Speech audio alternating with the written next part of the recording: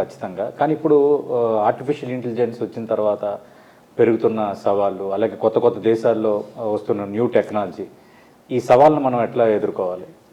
ఏ రకమైన ఇబ్బంది లేదు. మనం భారతదేశం ఆర్టిఫిషియల్ ఇంటెలిజెన్స్లో స్కిల్ సెట్ని విపరీతంగా తయారు చేస్తున్నాం. వేల మంది, లక్షల మంది విద్యార్థులు ఆర్టిఫిషియల్ ఇంటెలిజెన్స్లో ఎక్స్పర్ట్స్ అవుతున్నారు. మీరు ఇప్పుడు చూస్తే మీరు ఏ ఇంజనీరింగ్ కళాశాల కన్నా వెళ్ళండి, ఖచ్చితంగా ఏఐ డేటా సైన్సెస్, ఏఐఎంఎల్ ఇలా ఒక 2-3 బ్రాంచెస్ సబ్జెక్ట్స్ ఖచ్చితంగా ప్రతి ఇంజనీరింగ్ కాలేజీలో ఉన్నాయి. అంటే ఈరోజు భారతదేశం ప్రతి సంవత్సరం కొన్ని లక్షల మంది ఏఐ స్పెషలిస్ట్ని ప్రొడ్యూస్ చేస్తుంది. సో ఏఐని విరివిగా వాడుకుంటాం. రాబోయేటువంటి సంవత్సరాల్లో ఇప్పుడు ఎట్లయితే గత 30 సంవత్సరాల్లో ప్రతి ప్రోడక్ట్లో సాఫ్ట్వేర్ ఎలా ఉండిందో, ఇన్ఫర్మేషన్ టెక్నాలజీ ఆధారంగా ఎలా అయితే నడుస్తున్నాయో, రాబోయేటువంటి ఒక 10-20 సంవత్సరాల్లో ప్రతి దాంట్లో ఆర్టిఫిషియల్ ఇంటెలిజెన్స్ ఉంటుంది. ఇవి తయారు చేసేందుకోసం కూడా మనుషులు చాలామంది కావాలి. నేను ఎందుకు ఆర్టిఫిషియల్ ఇంటెలిజెన్స్ వచ్చింది, ఉద్యోగాలు పోతాయని అనుకోను. ఇదే ఎక్కువ మందిలో ఇది ఉంది సార్. 1980 చివరిలో 1990లో కూడా సాఫ్ట్వేర్ వస్తుంది, ఉద్యోగాలు పోతాయని అనుకున్నారు. కానీ ఆ సాఫ్ట్వేర్ కొన్ని లక్షల మందికి ఉద్యోగాలు క్రియేట్ చేసింది. నేను ఖచ్చితంగా ఇప్పుడు కూడా అదే పరిస్థితి అనుకుంటున్నాను. ఏదైతే ఐటీలో ఎలా జరిగిందో, ఏఐ ద్వారా మనం కొన్ని లక్షల మందిని స్కిల్ సెట్ని తయారు చేసి ఈ రాబోయేటువంటి వచ్చేటువంటి ప్రతి ప్రోడక్ట్లో ఏదైతే ఏఐని మనం పెట్టే విధంగా ప్రోడక్ట్ వస్తుందో దానికోసం పనిచేసేటువంటి వాళ్ళు కావాలి. వాళ్ళు భారతదేశం నుంచి చాలామంది తయారవుతారని ఖచ్చితంగా నమ్ముతున్నాను. అంటే ఏఐ వల్ల డిసడ్వాంటేజెస్ కూడా అదే స్థాయిలో పెరుగుతాయని అంటున్నారు.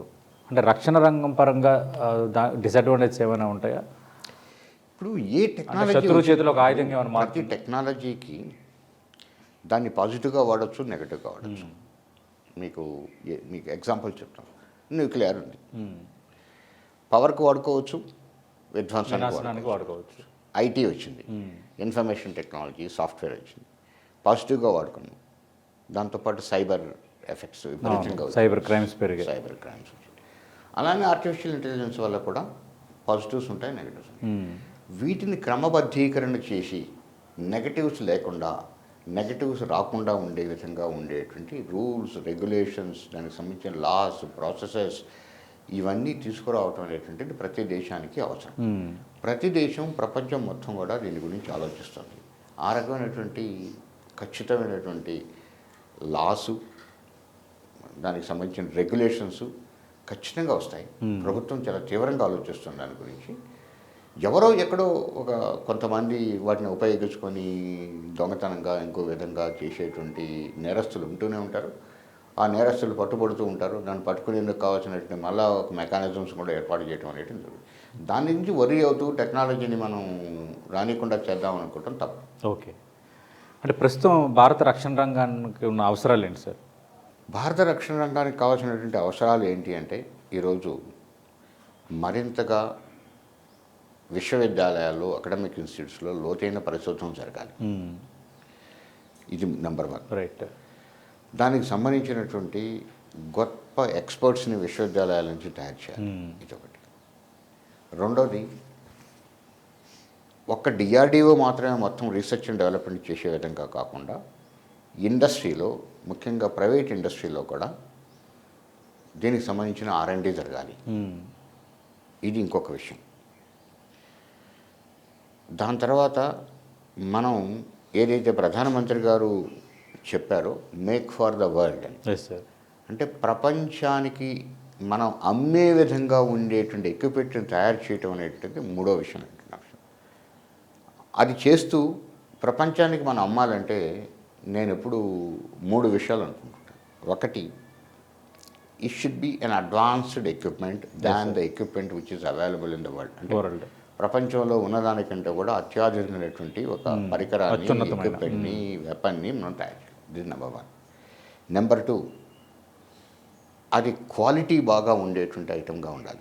కొన్ని దేశాల నుంచి వింటూ ఉంటాం మనం, ఉత్తర భారతదేశం, మనకు ఉత్తరాన ఉన్నటువంటి దేశం నుంచి చూస్తూ ఉంటాం, కొన్ని క్వాలిటీ గురించి డౌట్స్ ఉంటాయి.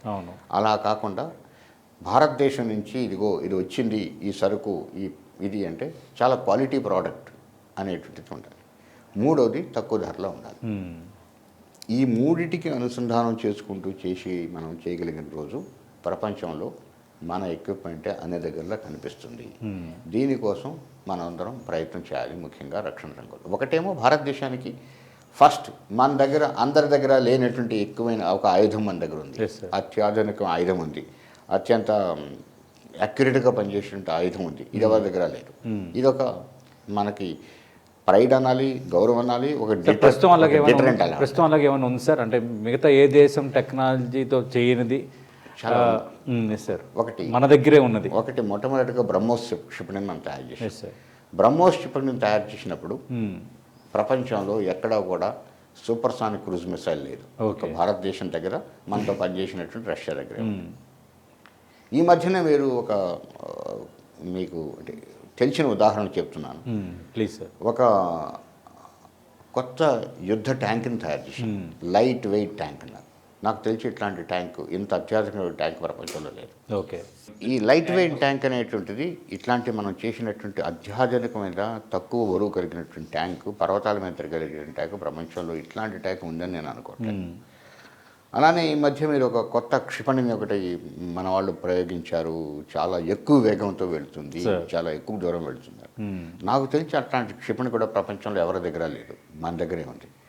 ఇట్లాంటి ఆవిష్కరణలు చాలా ఉన్నాయి. అలానే సబ్మెరీన్, కన్వెన్షనల్ సబ్మెరీన్ నీళ్లలోనే ఉండి బయటకు రాకుండా ఉండేందుకోసం ఒక ఎయిర్ ఇండిపెండెంట్ ప్రొపల్షన్ అని అంటాం. ఆ టెక్నాలజీ నాకు తెలిసి ప్రపంచంలో ఒకరిద్దరు దేశాల దగ్గర మాత్రమే ఉంది. ఓకే. ఇట్లాంటివి చాలా ఉన్నాయి మన దగ్గర ఈరోజు కొత్తగా వచ్చేటివి అంటే అలాంటి కొత్తవి చాలా చేస్తున్నాం. అంటే ఇప్పుడు మనం రష్యా యుక్రెయిన్ యుద్ధంలో చూసాం. అంటే డ్రోన్లు టెక్నాలజీ వాడి టార్గెట్స్ని వాళ్ళు రీచ్ అవుతున్నారు. టార్గెట్స్ని వాళ్ళు అనుకున్న లక్ష్యాన్ని ఇదవుతున్నారు.